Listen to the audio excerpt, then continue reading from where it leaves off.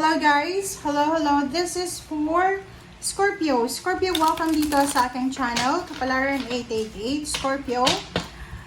Tingnan natin kung anong messages, vibration, gabay, energy para sa inyong lahat. So, welcome. Please connect your intuition sa mga barahan na lumalabas dito, Scorpio. So, I hope na maka-resonate kayo, ha? Okay, first card natin, Scorpio, is number 40. This is Queen of Clover. Wow, there's a celebration coming. Wine is the symbol of cheerfulness and gaiety. Okay, so parang sinasabi ng bara sa'yo dito, Scorpio, na ihanda mo ang sarili mo para sa isang selebrasyon, pagtitipon, or kung ano pa man yan na selebrasyon. Okay? Okay, next is, wow, the ring. Okay, so dito sinasabi ng barahan na possible na meron ditong Scorpio na yung good luck and good fortune na pwedeng pumasok sa buhay mo is possible na ikaw ay makakatanggap ng parang wedding proposal. Okay, so for example, you will receive a wedding proposal. Okay, a wedding proposal from someone. Maybe you're single, or maybe you're in a relationship, boyfriend, girlfriend, live-in partner. And posibleng yun, isang kasal ang magaganap.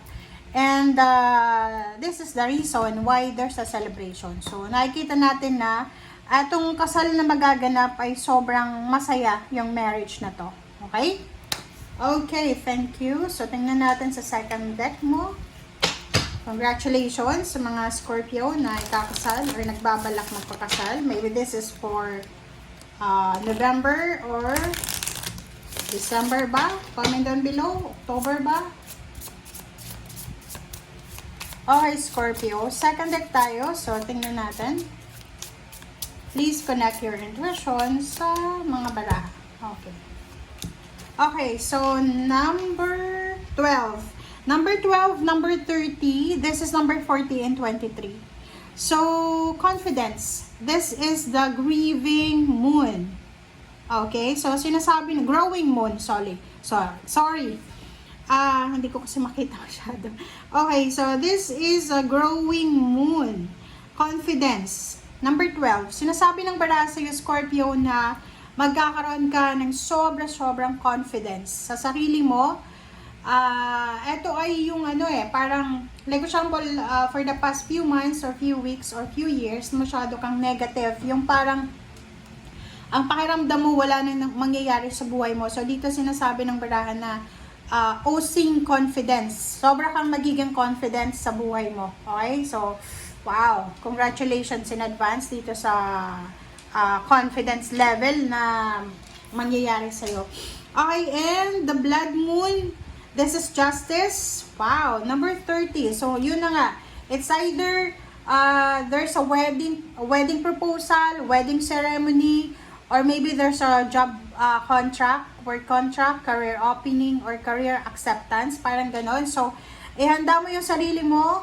Okay, Scorpio, kasi ito yung sinasabi ng bara sa'yo eh. So, be confident kasi maybe may nag-offer sa'yo ng trabaho, may nag-offer sa'yo ng business. So, wag mo masyadong isipin na hindi ka, parang isipin mo na hindi ka bagay dyan, no? Bagay ka dyan, okay?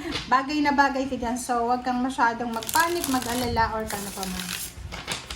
Alright, so, Scorpio. Okay, next card natin is Two of Pentacles, Scorpio. Next is Knight of Cups. I hope na tama yung alignment natin. Emperor. Pero okay lang yun, di ba guys? Okay, and Queen of Pentacles. Congratulations sa mga positive cards na nandito.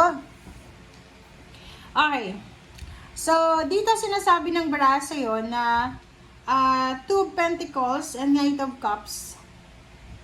Meron dito na Scorpio na bibigyan ka ng offer ng universe na hindi mo talaga pwedeng hindian.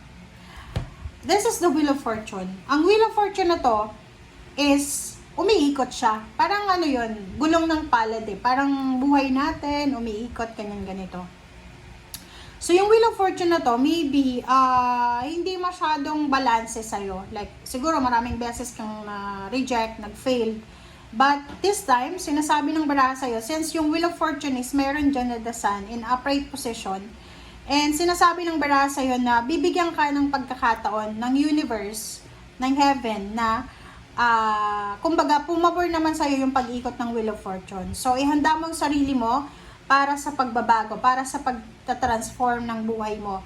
In terms of money, 'di ba? In terms of money, Queen of Pentacles, sinasabi ng baraha Scorpio na possible kang makahawak ng limpak-limpak na salapik. Yung talaga yung parang literal na makakahawak ka ng malaking halagang pera.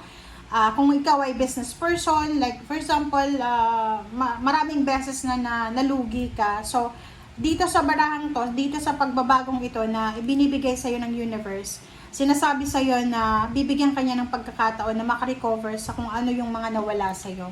And the Emperor, yung Emperor card na to guys, is parang sinasabi sa'yo na authority, financial authority. So, yun yung parang swerte mo. Yung good luck and good fortune na darating sa'yo is you will have the financial authority, diba?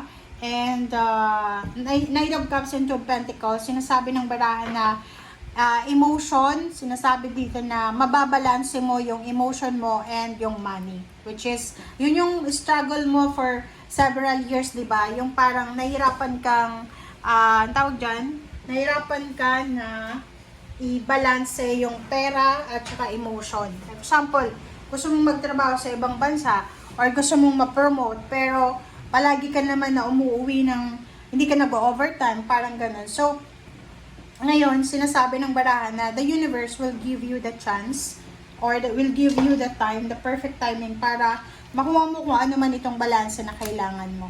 Okay? Next card is Six of Cups, the Magician. Okay, next is Eight of Pentacles. Alright, so King of Swords and the Five of Cups.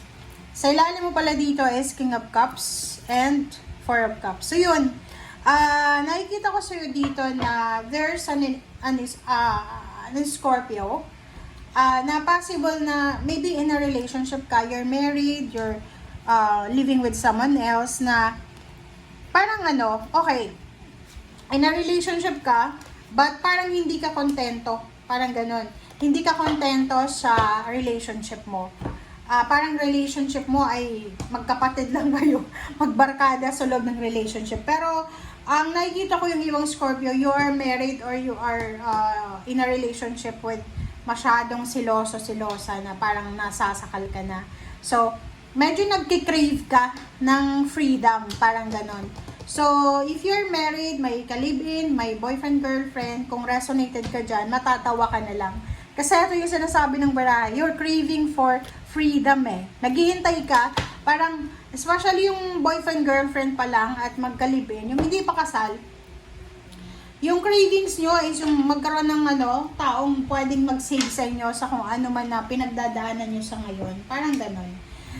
Okay, Five of Cups, King of Swords, Eight of Pentacles. So, nakikita ko sa'yo dito na sobrang ganda neto, guys. Ang sinasabi ng Five of Cups and the Six of Cups, ayaw mo na. Maybe you experience losses, emotional losses, or financial sa past mo. And nakikita ko sa'yo dito na ito yung ito yung parang sinasabi mo na ayaw mo nang mangyari sa buhay mo.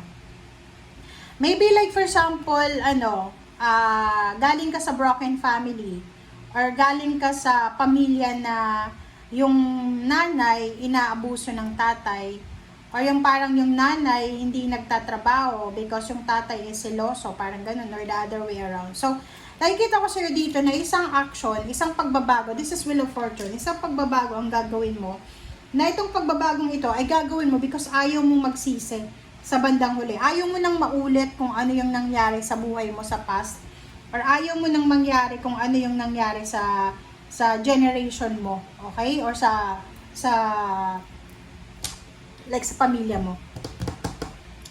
And yung King of Swords dito, sinasabi ng barahan na nakafocus ka, Scorpio, sa trabaho. So, nakikita ko siya dito na wala namang wala tong pagbabago. Kasi yung Scorpio, isa sila sa mga zodiac sign na sobrang focus talaga sa trabaho. Yung parang, okay, minsan, nababalisa, nagkakamali, pero sa trabaho talaga sobrang focus sila.